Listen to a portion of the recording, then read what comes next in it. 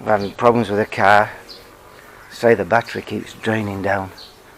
But I'm going to look for a parasitic drawer. I just bought this, came yesterday from Lazada. A really, really good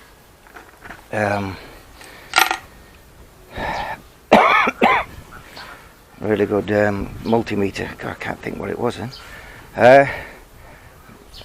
The reviews I read on, or watched rather, on YouTube were really good. But I locked the car up last night. I closed the bonnet or the hood catch, and this morning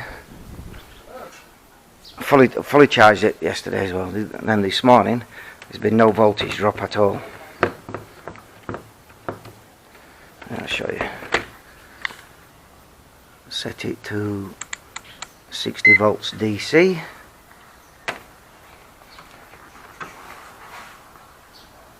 So do it 100. So positive to positive, on the negative go. So got 12.9 volts. So that's held charge well overnight. If I do a cranking test, see what it drops down to, I could do. But what I plan on doing is putting the multimeter in series and measure the amps, see out what the draw is. Obviously there's not going to be any at the minute, but when I unlock everything, we'll see if there's a draw then. But I'll do that later. I pulled this fuse out here, which goes to the carry buoy, the motor at the back. Now that's the only electrical accessory I've had put on the car. So start at the obvious and work your way back is what I plan to do. Just hope I haven't got a diode leaking on the alternator. Well, you shouldn't do anyway, because if I had, that'd have been draining overnight, come to think of it. Anyway, we'll see. Got other things to do at the minute. Oh, the truck's just turned up with sand. What you got, Widdy? Ah, elephant leg, eh? Right then, to get myself prepared, take the red lead out from this side and put into the amperage side. And you got 20. This can take 20 amps. It says on the multimeter that it's fused 20 amps, and it can take 20 amps, which is a heck of a lot for 10 seconds every 15 minutes, which is, you know, it's a safety feature for the multimeter itself, so it don't blow. Right, where are we at? First of all, I'm going to connect this.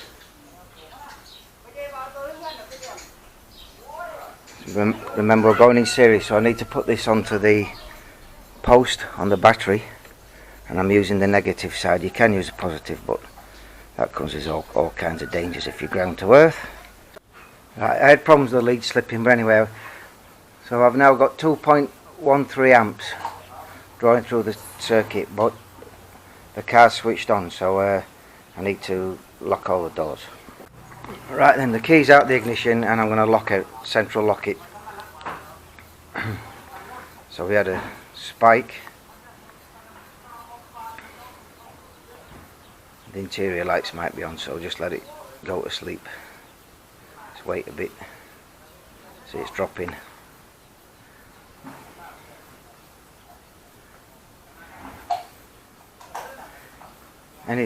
Anything above 0.5 means that you're getting a current draw. Right, just clicked off 0.2. That's acceptable. So as it is, I haven't got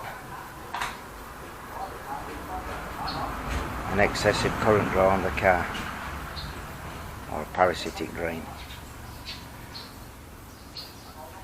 Right, the fuse for the carry buoy is inside the car. It's just sod's law, so I need to go and get it. Right, so watch what happens when I wake the car up. It's a little bit of overload. So it's drawing 4 amps. That's because all the interior lights, etc. will be on. Right, I'll go get the fuse. Right, so I've just locked the car and I've gone and got the fuse. So let it drop again.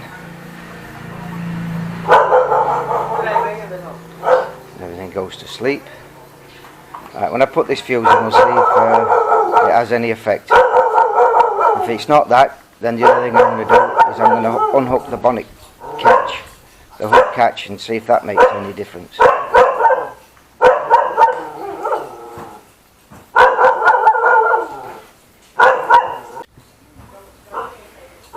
Now just pop the bonnet catch, the hood catch,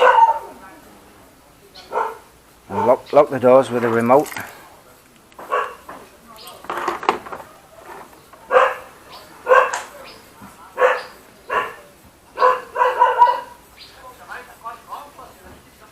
.34, which is what it was before. Right, I'll just take that off this battery post.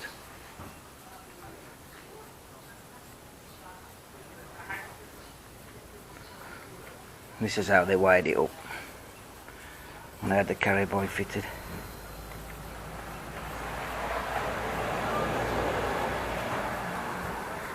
That made any difference. So we're at 0.34, which is acceptable anyway. So he's telling me I haven't got any drain anywhere, or nothing excessive. That should flatten the battery. So I think what I will do while I'm here is clean the terminal posts up and the clamps. So before I was getting 0.3, so I thought I'll just make a better connection with this lead, which I have done, and it's gone down to 0.119, which is fine. Alright then, if this don't work, it's going to be the battery.